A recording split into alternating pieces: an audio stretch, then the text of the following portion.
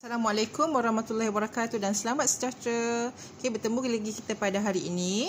Hari ini saya Cikgu Ayuni akan menerangkan topik sains tingkatan 4 dalam bab 3 teknik mengukur parameter kesihatan badan yang menjurus kepada topik 3.4 indeks jisim badan. Sebelum itu kelas, kita lihat dahulu standard kandungan.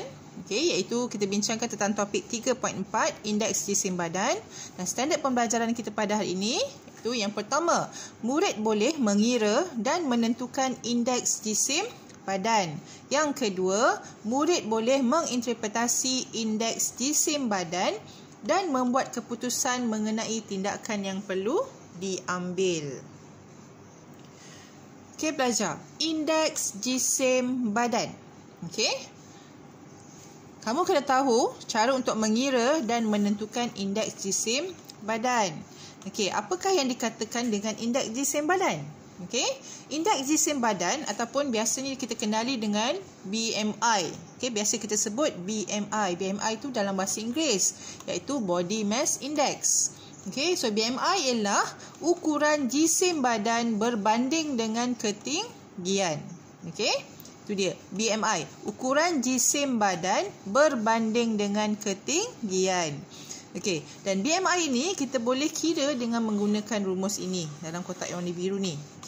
Iaitu jisim badan, kita ambil jisim badan dalam unit kilogram dibahagikan dengan ketinggian yang dikuasa 2-kan. Ketinggian mesti dalam unit meter. Jadi BMI bersamaan dengan jisim badan bahagi dengan ketinggian kuasa 2 iaitu kilogram per meter persegi. So ni adalah rumus untuk BMI yang kamu kena ingat. Jadi apa pentingnya kita tahu BMI kita ni? Sebenarnya kelas, BMI adalah satu cara untuk menentukan sama ada kita mengalami masalah jisim badan atau tidak. Maknanya berlebih ataupun berkurang lah. So kita boleh tahu ada masalah ataupun tidak. Jadi bila kita dah dapat keputusan BMI, kita boleh rujuk kepada jadual di bawah ini untuk kita tentukan sama ada diri kita ini tergolong dalam golongan individu yang mengalami masalah jisim badan berlebihan, normal ataupun kurang jisim badan. So ada 3 kategori dekat situ. Kategori yang umum lah. Now kita tengok pada jadual 3.2 carta indeks jisim badan. Sekiranya kamu dah kira menggunakan rumus yang cikgu dah bagi tahu tadi. Kalau hasil kiraan kamu nilainya kurang daripada 18.5, maknanya kamu masuk dalam kategori kurang jisim badan. Sekiranya kiraan kamu dalam range 18.5 hingga 24.9, kamu masuk dalam kategori jisim badan unggul. Jisim badan unggul ni lah jisim yang sihat. Maknanya normal lah.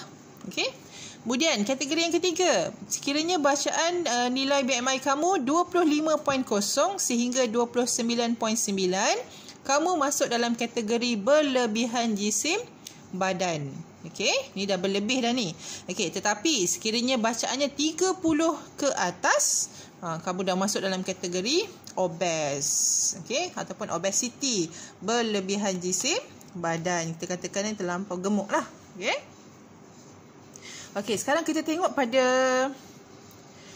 gallery science. Ada kajian yang dibuat menunjukkan bahawa jangka hayat seorang yang mempunyai BMI unggul, iaitu dalam kategori ni lah 18.5 hingga 24.9, adalah lebih tinggi daripada seseorang yang mempunyai BMI yang lebih rendah atau lebih tinggi. Jadi maknanya dia dalam keadaan sihat, jadi dia boleh hidup dengan lebih lama. Jadi kita dah tahu tentang kategori ataupun cara nak interpretasi BMI kita.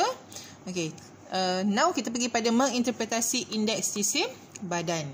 Kajian menunjukkan jisim badan yang berlebihan, yang masuk kategori obes tadi tu, boleh menyebabkan masalah kesihatan yang serius.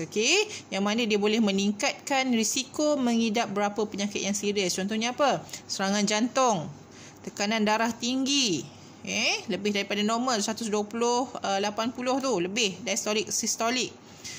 Stroke, diabetes mellitus, iaitu kencing manis, dan komplikasi sendi dan tulang, terutamanya bahagian kaki. Sebab apa? Sebab badan tidak mampu untuk menampung jisim badan yang berlebihan.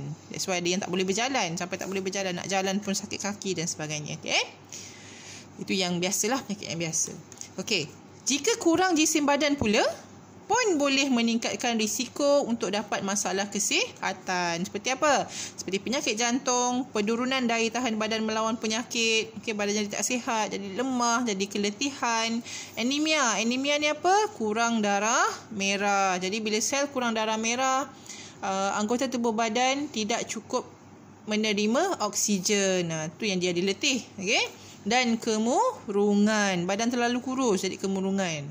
Namun begitu, untuk kita capai ataupun kita kekalkan jisim badan unggul, kita boleh dapatkannya melalui pemakanan yang sihat dan aktiviti fizikal yang konsisten, yang boleh membantu untuk cegah dapat penyakit-penyakit yang cikgu terangkan tadi. Konsisten. Contohnya yang ni, kita bersenam lah.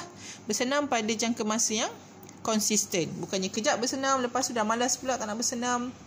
Bersenam balik pun tak boleh juga. Tadi kita dah tahu dah, ada yang kategori kurang jisim badan, ada yang kategori lebihan jisim badan. Sekarang kita nak tengok apa yang boleh dibuat untuk individu yang kurang jisim badan dia. Jadi dia boleh cuba cara untuk menambah jisim badan ini. Ada 4 cara. Ini antaranya lah. Yang pertama, mengamalkan pemakanan yang sihat dan seimbang berpandukan piramid makanan Malaysia dan pinggan sihat Malaysia. Ni contoh pinggan sihat Malaysia. Kalau kamu pernah dengar suku-suku separuh. Suku-suku separuh. Maknanya suku untuk nasi, mi, roti, bijirin dan ataupun produk-produk lain. Daripada sumber karbohidrat. Suku sahaja. Kemudian suku dari segi ayam, daging, ke kacang. Protein, sumber protein tu. Kita ambil suku juga. Untuk lauk dia lah. Kemudian separuh merujuk kepada untuk serat. Ataupun buah-buahan dan juga sayuran. Suku separuh. Ini pinggan sihat Malaysia. Kemudian yang kedua, makan mengikut waktu yang tetap. Breakfast, waktu lunch, waktu dinner kena ambil. Cuma mungkin dalam jumlah yang merujuk kepada inilah pinggan sihat Malaysia ataupun merujuk kepada piramid makanan Malaysia. Yang ketiga, ambil snack yang padat dengan nutrien bagi menambah kalori. Contohnya makan biskut oat. Jangan makan junk food. Itu memang tak bagus untuk kesihatan. Kita ambil makanan-makanan yang penuh dengan nutrien dan juga makan makanan yang berkhasiat lebih daripada biasa. Jangan ambil makanan yang tidak berkhasiat ataupun makanan-makanan segera tu. Kemudian kita pergi kepada cara untuk menurunkan jisim badan untuk individu yang masuk dalam kategori berlebih jisim badan ataupun obesity. Yang pertama, apa yang kita boleh buat? Tetapkan sasaran yang realistik. Realistik ni maknanya kita boleh capai lah. Kita boleh usahakan untuk dicapai. Jangan ambil sasaran yang cuma angan-angan sahaja, yang tidak mampu untuk dicapai. Contohnya apa sasaran yang realistik ni? Contohnya, menurunkan 0,5 kilogram dalam seminggu. Seminggu 0,5 kilogram. Ini boleh untuk dicapai. Tak mustahil. Jangan ambil sasaran yang mustahil untuk dicapai. Yang kedua, pantau dan rekod jisim badan anda seminggu sekali. Seminggu sekali cuba tengok. Adakah berlaku ataupun tidak penurunan jisim badan kita. Yang ketiga, makan makanan yang sihat secara sederhana berdasarkan piramid makanan Malaysia dan pinggan sihat Malaysia. Memanglah dikatakan suku-suku separuh, tapi suku ni dia ambil amount 3-4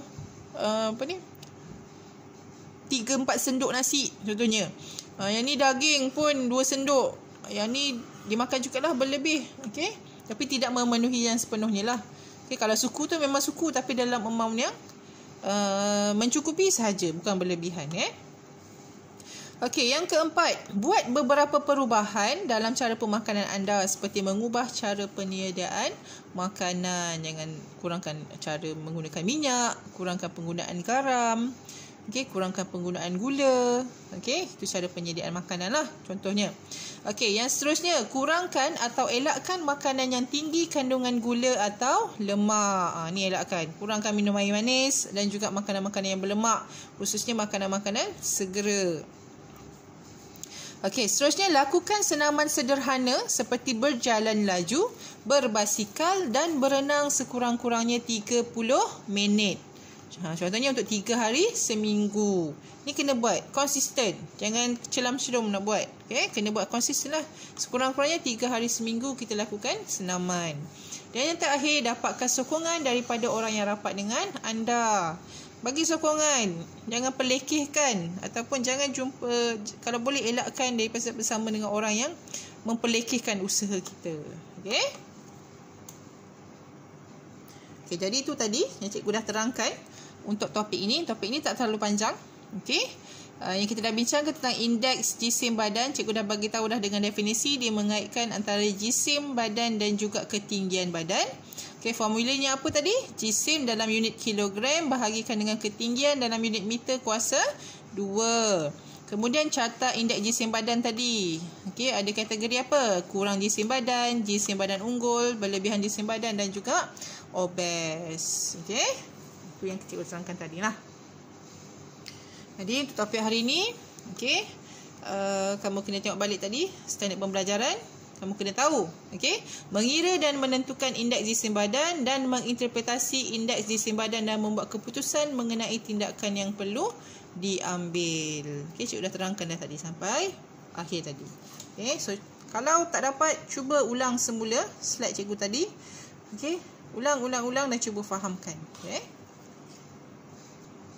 Okey, jadi ni adalah rumusan untuk kesemua bab, kesemua topik dalam bab 3 yang cikgu dah terangkan kepada kamu tentang suhu badan, kadar denyutan nadi, tekanan darah dan indeks jisim badan. Yang mana ada tertinggal ataupun tak berapa faham tentang topik-topik yang cikgu dah terangkan ni, cuba boleh buka balik video-video yang cikgu dah upload di YouTube ini mengikut topiknya. Okey, semoga kamu dapat manfaat lah daripada apa yang cikgu dah terangkan. Okey, jadi sekian dulu daripada saya untuk hari ini. Terima kasih kerana mendengar penerangan daripada saya, dan jika ada yang tak faham, boleh tanya semula pada cikgu ataupun cikgu yang mengajar kamu. Okey? Sekian saja untuk hari ini. Assalamualaikum warahmatullahi wabarakatuh.